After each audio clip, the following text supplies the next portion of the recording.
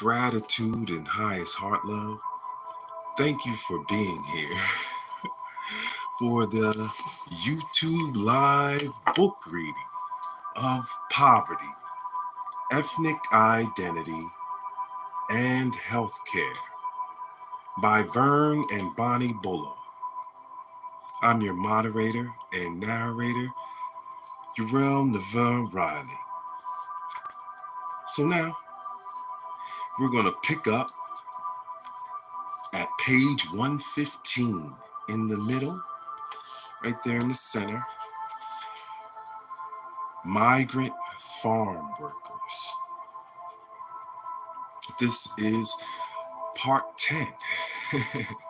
We're in chapter 6, which has been so powerful already. So here we go. We're going to finish this one out.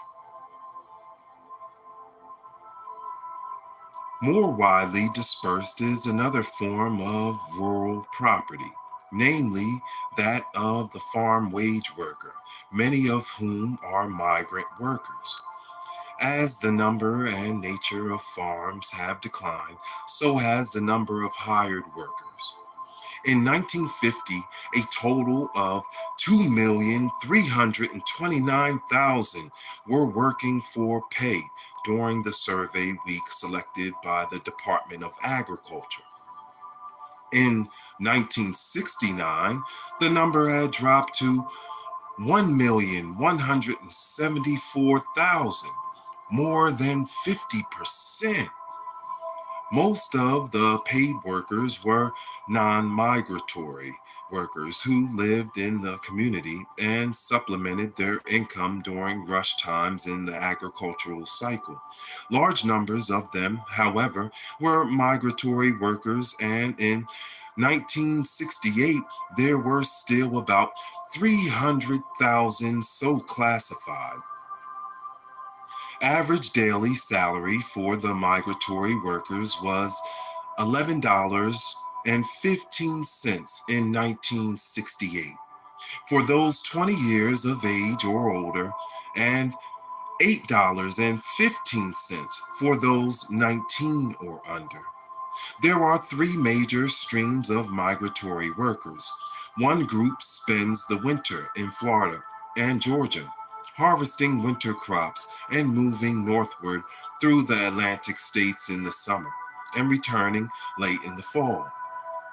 A second group moves northward from Texas and spreads out through the central states, while a third stream is centered in California and the Pacific states.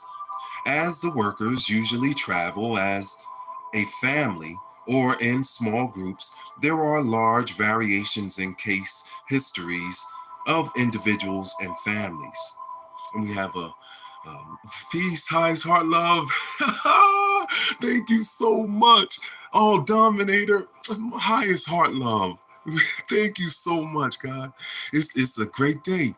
Here we go. We're reading this book, and I want to give you this little asterisk at the bottom. It says we're at the bottom of page 115.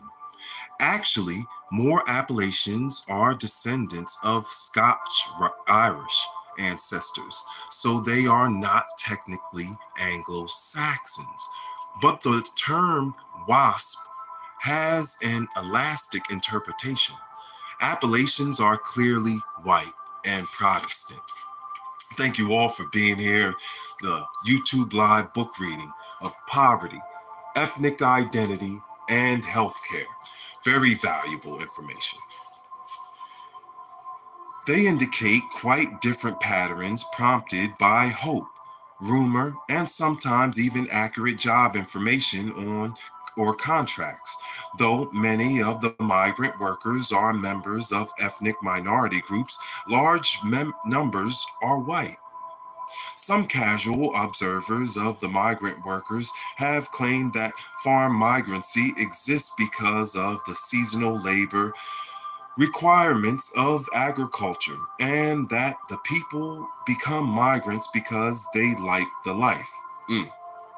Neither of these generalizations seems valid on investigation in most cases, although a few crops do demand intense attention for only 1 or 2 weeks.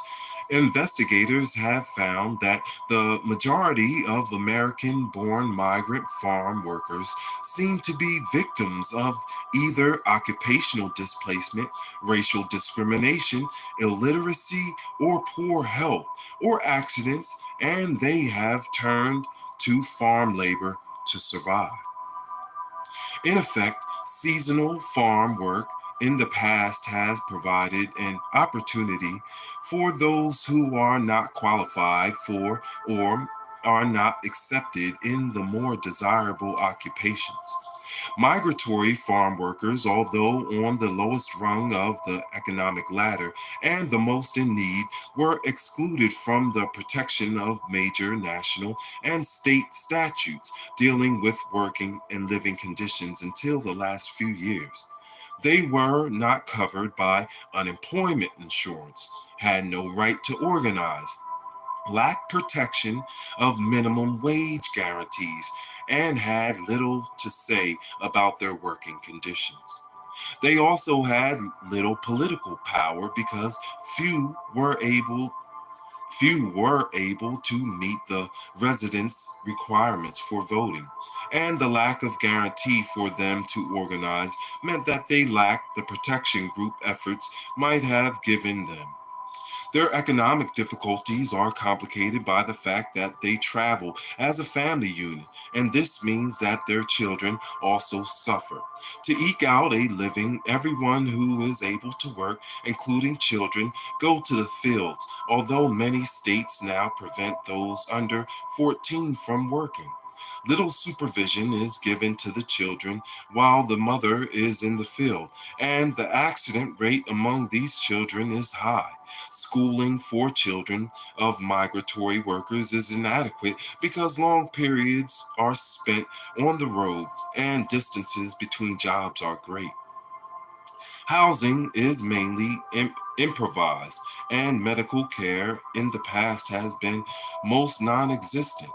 Education, childcare, health, and sanitation are difficult enough under migratory conditions, but when this is compounded by the uncertainty of employment and by real poverty, the results are too often deplorable. We're at the top of page 117. Here we go. Health problems of the poor. Most of the health problems associated with poverty have been mentioned before because they are the same kind of problems faced by migratory group members, most of whom are also poor. Whatever their ethnic identity, the members of the poverty population are much more likely to die of contagious diseases than the general population, and because they die younger, they are less likely to die of malignant neoplasms and cardiovascular diseases. Maternal and infant mortality rates naturally are higher for the poverty group. Poverty itself is not listed on the death certificate because poverty is not an illness. Instead, it has to be classed as a major contributing factor in many deaths. That's a very key point right there. When have you ever seen a death certificate that says they died because they were poor? Woo! That's why we're reading this book. You've never seen that, and you never will. That's so deep. I'm going to read that again. Poverty itself is not listed on the death certificate because poverty is not an illness. Instead, it has to be classed as a major contributing factor in many deaths. Some of the reasons are obvious. With our present health care system, a lack of funds acts as a barrier to adequate medical care, which means that untreated or improperly treated illness is more common among the poor, and that major health crises are more likely to occur. Overcrowded living conditions and lack of sanitary facilities are major contributors to the spread of infectious diseases. One aspect of poverty and health that has not been so widely publicized, however, is the correlation between poverty and malnutrition. Using the Social Security Administration Index, 3,743 was set as a minimum amount adequate to feed, clothe, and house a non farm family of four in 1969. Sheesh. Smaller families had a corresponding reduction in their estimated essential income, and larger families a corresponding increase. By these standards, some 24.3 million persons, or about 1/10 of the nation's families, were classified as poor.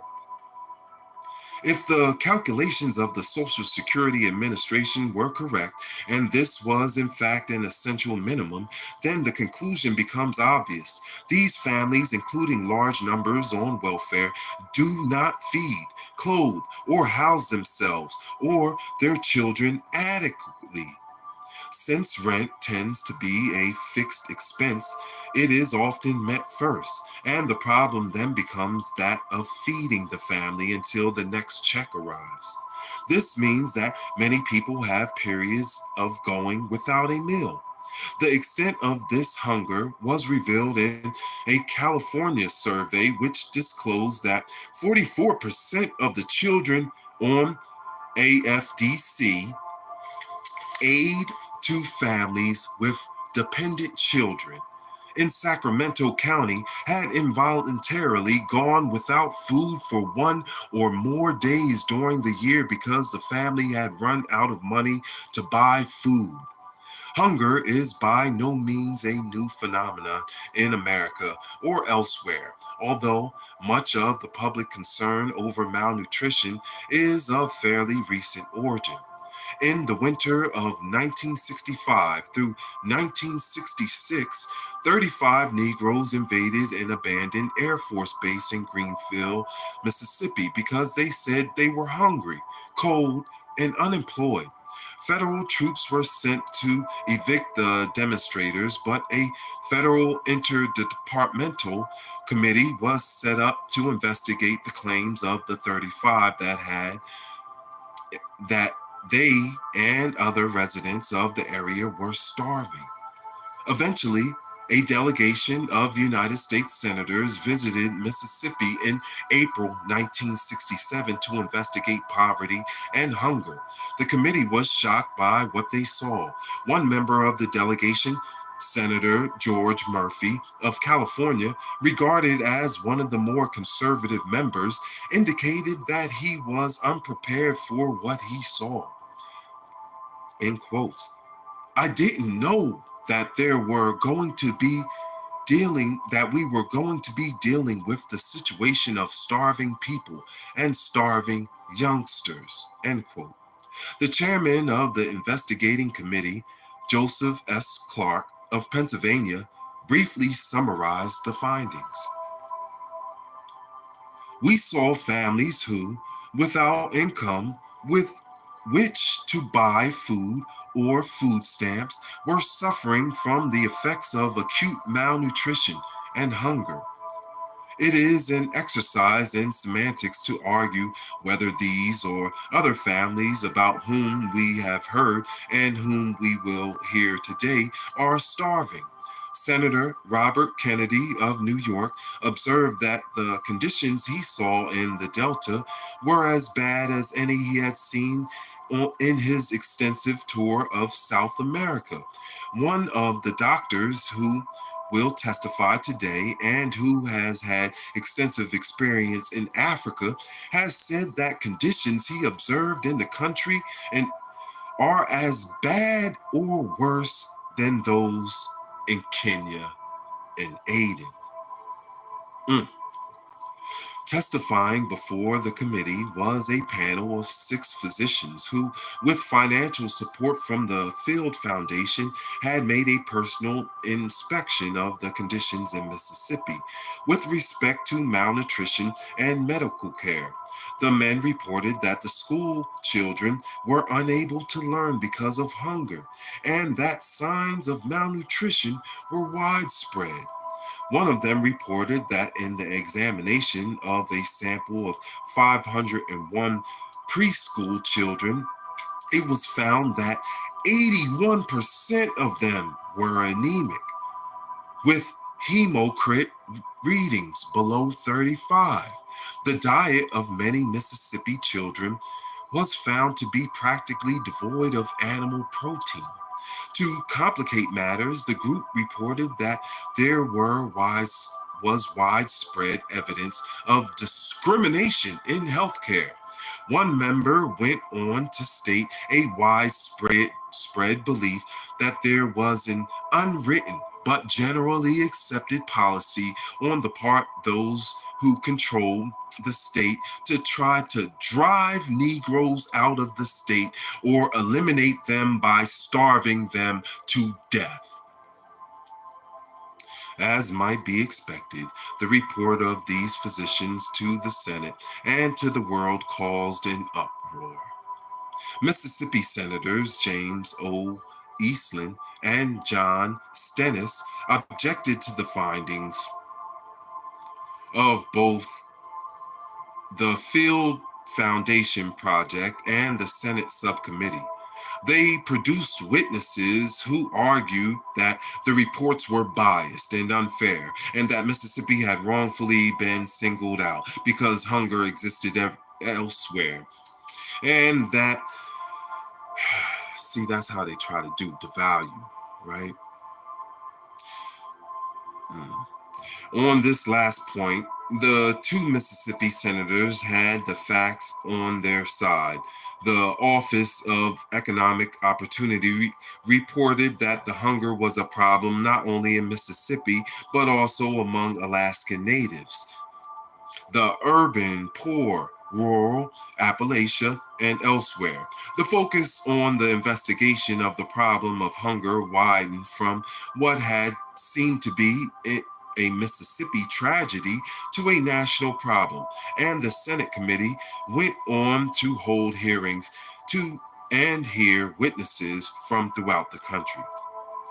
In the summer of 1967, a citizen crusade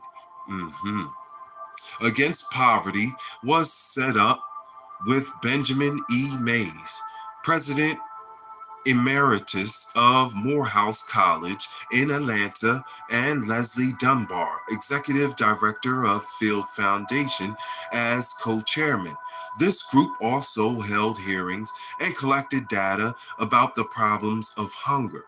Their findings were in substantial agreement with the findings of the official Senate subcommittee and other investigations carried out by journalists. Hunger, it was suddenly agreed, was a widespread phenomenon in this country, and the consequences of chronic malnutrition were found to be serious and widespread.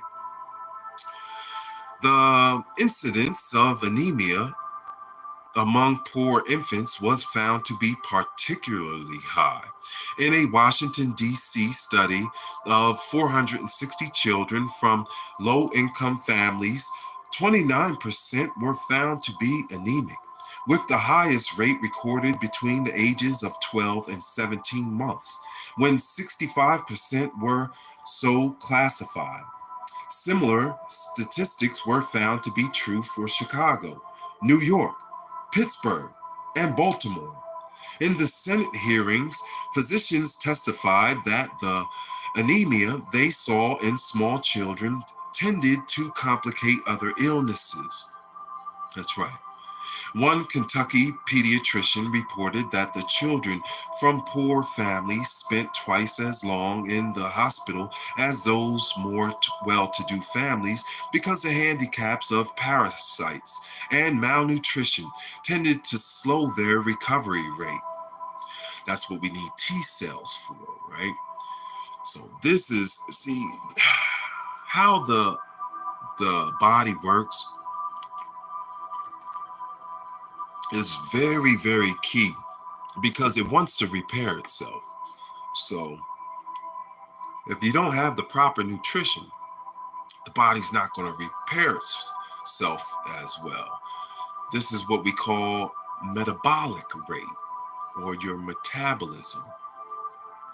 Though there were few large-scale or carefully controlled research projects reported in these hearings on hunger, the cumulative evidence of reports by physicians who had examined the poverty population or who had compared patients across income levels was overwhelming. Large numbers of poor children not only did not have adequate diets, many were actually hungry. One of the ways this poor diet showed up clinically was in the development of nutritional anemia, a result of either iron or protein deficiencies. This anemia was most often manifest to infants below the age of 2, in part because they are unable to eat the regular family diet, but also because their nutritional needs are so great during the most rapid growth period. Investigators found even more serious protein deficiencies among some of the American Indians. So serious that they were diagnosed as having kwashiorkor and marasmus, conditions usually associated with the most economically deprived areas of the world. Earlier research had also reported kwashiorkor among the children of migrant farm workers in Florida, and marasmus in the term applied to the generalized undernutrition in which the intake of protein, calories, vitamins, and iron are all inadequate.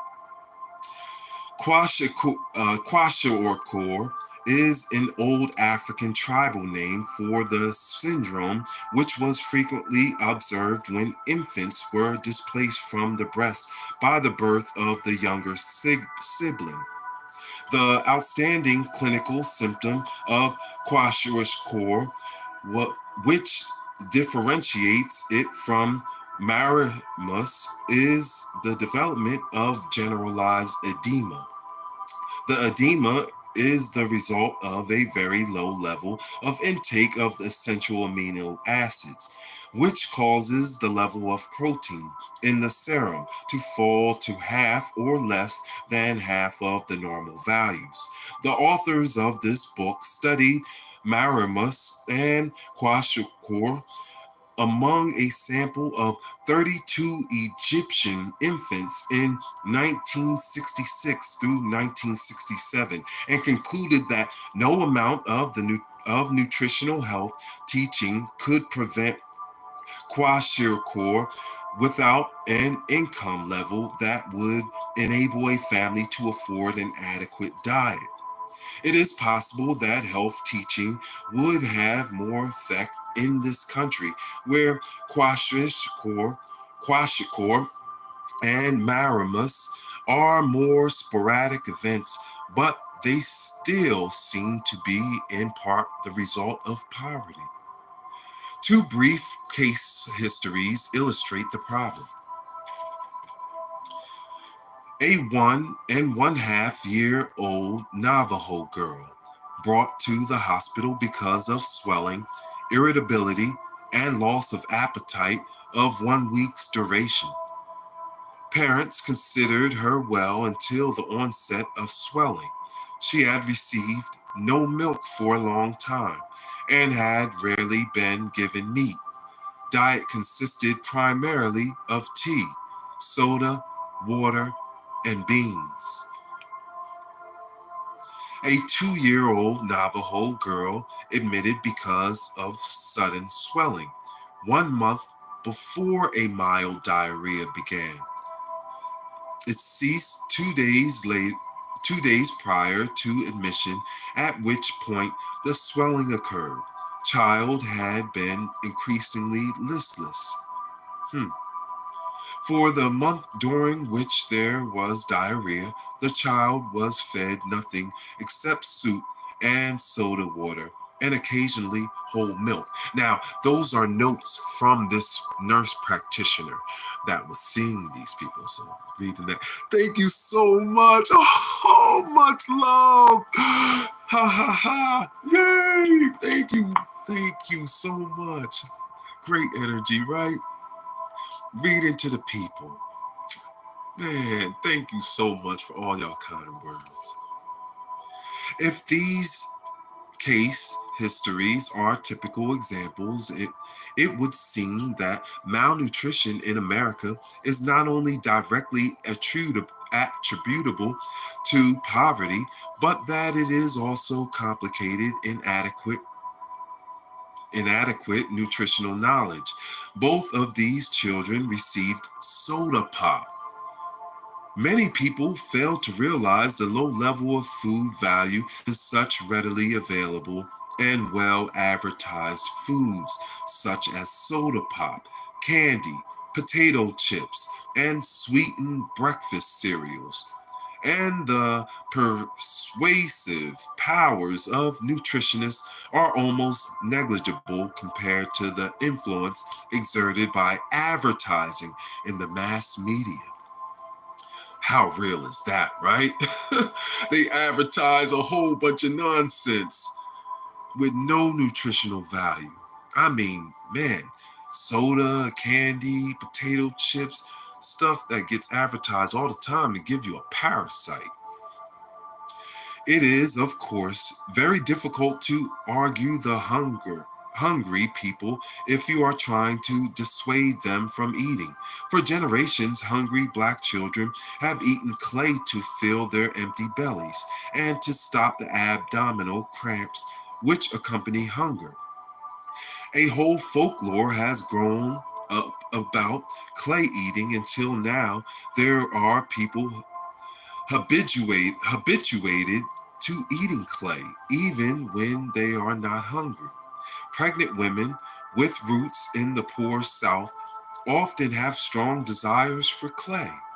They argue that it is particularly effective in combating the nausea of early pregnancy. Even today, in some cities of the South, baked loaves of clay are hawked by street vendors. In the packed cities of the North, where clay is usually not available, many women have turned to laundry starch as a replacement, perhaps because it has similar consistency. Oh my goodness! OMG. My second mother, rest in peace, Miss Beverly, Troy's mother, she used to eat starch, and I used to wonder, like, where did that come from? Wow. Teaching answer. So deep.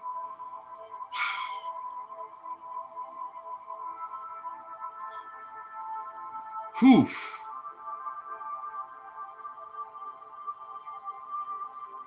Even today, in some cities of the South, baked loaves of clay are hawked. Clay has replacement. Clay has no food value, so unless it is contaminated, its ingestion causes no great harm. Laundry starch, on the other hand, is high in calories, so that obesity can result. And since the clay and starch eaters are usually undernourished, obesity is coupled with an anemia as well as other signs of malnutrition. Because of the danger to mother and infant, public health nurses and nutritionists have for years argued against clay and starch eating. Recent research suggests, however, that the crucial factor in causing maternal and infant morbidity and mortality is the underlying malnutrition rather than the clay or starch themselves. The real problem then becomes one of supplying and teaching people to eat an adequate diet and giving them the means to buy it. As a result of the publicity given the first round of the Senate hearings and other hunger investigations, an official National Nutritional Survey was launched and preliminary findings were first issued in 1968. Arnold Schaefer, the director of the research, previously had done 34 nutrition studies in underdevelopment countries as a part of foreign aid and national defense efforts, and his findings of American malnutrition paralleled his other studies. He noted that malnutrition was a particularly serious problem in this country among young children. Poor children lag behind their peers in physical development, in part because 34% were anemic. 33% suffered from a severe shortage of vitamin A, and 16% had diets which lacked an adequate amount of vitamin C. Hunger was also shown to be a serious problem among migrant workers, and hearings in 1969 by a new Senate committee under the chairmanship of George McGovern of South Dakota reported that most of the cattle and hogs in America were better fed and sheltered than the migrant families he visited in Florida. Migrant workers tend to be particularly disadvantaged because local officials seldom feel that they are a local responsibility. But hunger seems to be everywhere. A California survey found that more than half of the 750,000 children in the state who were a part of families receiving AFDC were required to live on incomes too low for their parents to purchase adequate diets. One of the most controversial yet serious consequences of malnutrition is the simple possible brain damage which it can cause. Although this sort of problem cannot be investigated in the political atmosphere of the Senate hearing, there is a substantial body of research knowledge related to this question. The negative consequences of inadequate nutrition start at least as early as prenatal period, as undernutrition during pregnancy clearly affects reproductive outcomes. Recent research goes even further and suggests that nutritional status of the mother before pregnancy occurs is also important, very key. The correlation of malnutrition and intellectual development is easiest to show by using prematurity as a factor linking the two. This is because prematurity is most likely to occur among groups whose socioeconomic status is low, and there is a growing evidence that children who have birth weights below 2,500 grams or 5.5 pounds tend to score lower on intelligence tests than those with higher birth weights. A controlled study of 500 prematures born in Baltimore in 1952 matched with term infants on such factors as race, age, parity of mother, hospital, season of birth, and socioeconomic status showed that the premature infants were more intellectually retarded and more likely to have a physical or neurological problem when tested at ages 3 to 5, 6 to 7, and 8 to 10.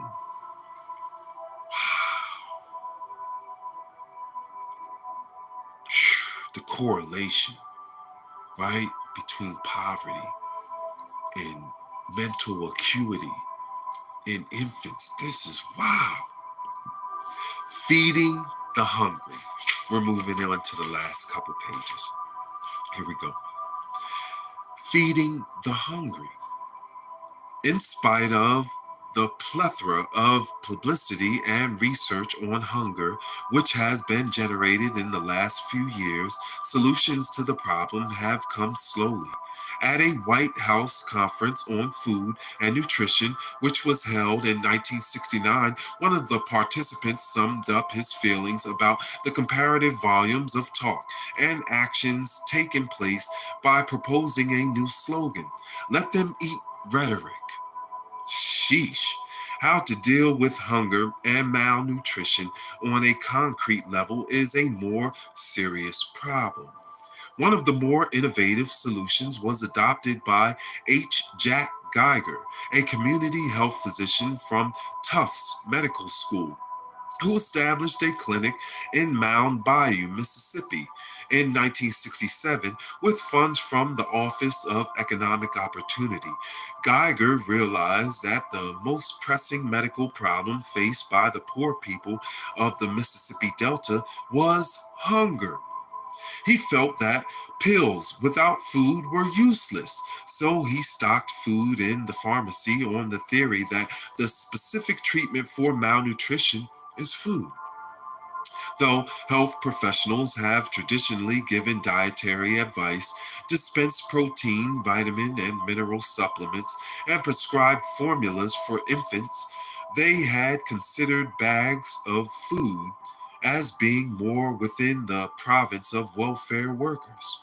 Geiger simply added food to the top items that could be prescribed.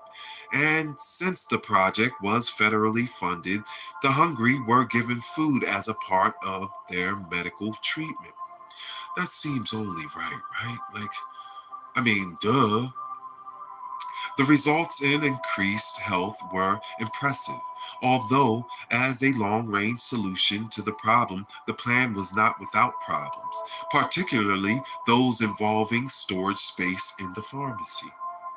When protests arose over this innovative interpretation of medication, the clinic workers, most of whom were local people, organized a cooperative farm with some 800 of the poorest families and then opened a cannery so that the summer's crops could be stored. The clinic workers went even further. While public health officials have traditionally emphasized the danger of contaminated wells and inadequate sanitary facilities, few turn to helping their con- uh,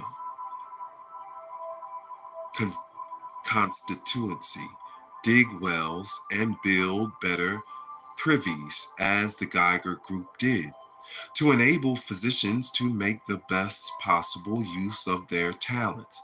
The Mound Bayou Clinic makes extensive use of the public health nurses and indigenous aides who, in Geiger's words, compensate for shortages of doctors for helping interrupt the idiot revolving door game, the old business of diagnosing, treating, and sending a patient right back to the environment that produced his illness.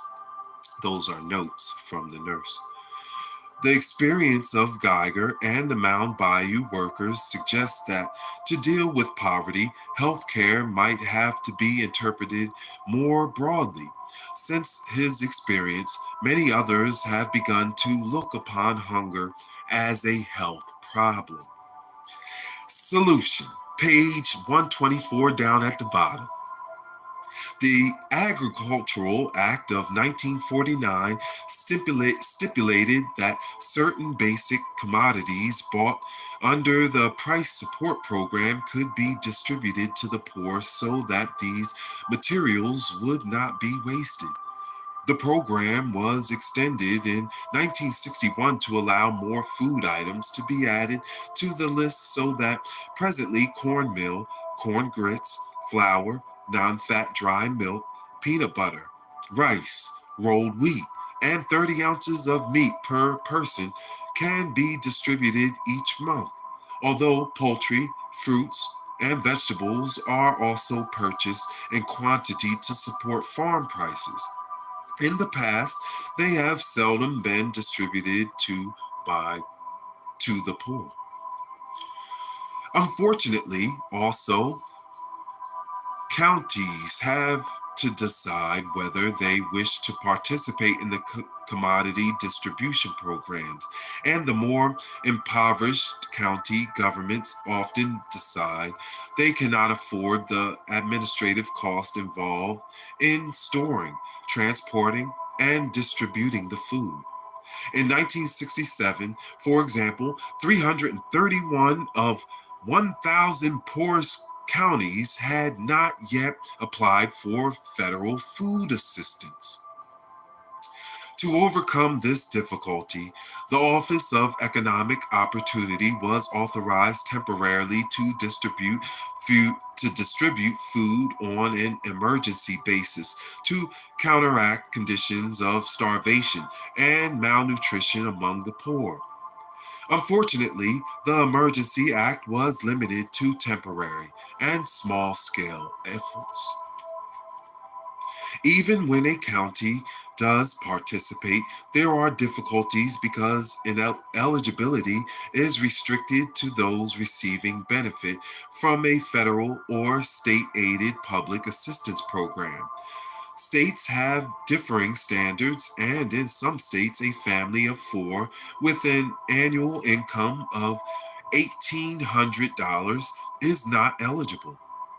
Distribution points are often hard to reach. Commodities are heavy, 23 pounds per person, and distribution is usually on a monthly basis so that families without some means of private transportation are unable to get their food home. To correct some of the difficulties, the food stamp program was also initiated so that low income families could purchase food stamps at a discount instead of going to the food distribution center. The amount of stamps a family can buy and the purchase price they pay varies with the family income, and the poor family has some choice in food selection. There are, however, difficulties in the program. It remains under the jurisdiction of the Department of Agriculture so that its goals are not clearly defined in terms of the needs of the hungry. This is because the Department of Agriculture is primarily concerned with the needs of farmers and the distribution of surplus farm commodities. Another problem is the fact that the program has failed to make provision for families with no income to buy stamps. Moreover, families with fixed expenses, such as rent or pressing bills, cannot afford to purchase the minimum they are required to buy if they are to use the stamps. Others are unable to get the specified amount of money together in one lump sum at the given date in the month. Most counties have been unwilling to allow for seasonal changes in income so that the migrant farm workers cannot buy stamps in the summer because their income is too high, and they cannot buy them in the winter because they lack money. The food stamp program is also administered through county governments, and there are still counties which have refused the program because of administrative costs or other reasons. Inevitably, because of the various problems involved in these programs, it is estimated that they reach only 18% of the poor or near poor. The difficulties are exemplified by the school lunch program, which has conceived as a way to reach children with a good nutritional supplement as well as with nutritional education. Unfortunately, a 1967 survey found that approximately two-thirds of the 6 million Children classed as living in poverty receive no school lunch, although somehow 20 million of the 50 million total population of school children were receiving lunches as part of the program. Investigation disclosed that the program actually served more children from the affluent suburbs that than it did the children from the rural and urban poverty areas. Again, the program is financed in a manner encouraging discrimination against the poor, since the state was to put up the $3 for every dollar furnished by the federal government. This cuts some states out, and in order to participate, schools must have cafeterias, something which schools in poverty areas often lacked. Although federal guidelines were issued to broaden the school lunch program and to include more children in schools without kitchens and other poor children, the directive has not been effectively implemented because sufficient funds were never allocated to make this possible. Thus, hunger remains a problem in our affluent society. Although malnutrition is a serious problem for minority group members, it is found among all poverty populations, whatever their ethnic identity. It remains somewhat more hidden, but it is still an important factor linking poverty to less than optimum health. And there it is. The conclusion of chapter 6. Next, we will be going into chapter 7 of poverty, ethnic identity, and healthcare by Bonnie and Vern Bullough. So we'll be going into chapter 7. We leave off at page 127. Thank you all for reading with us. Yay! Another chapter. We did it. Happy holidays. Happy Kwanzaa. Happy Hanukkah. Merry Christmas. So let's grab these two today. Kababa Jasper. Woo! Isn't that beautiful? Orange calcite. Woo! Oh, yes, that was good, right? Yeah, you definitely don't want to eat that, right? That's love. Thank you so much. Highest heart, love, and honor. Guess what, guys? Y'all are going to get to see your healing in work, at work soon.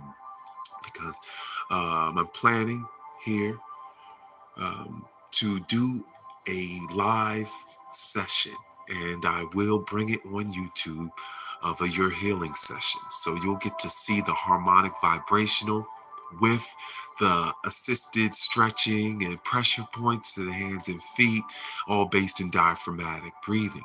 You'll get to see me do it with the client. And I was like, it's time for the world to see it live, to actually see it happen. How this can benefit so many people, just like books, right?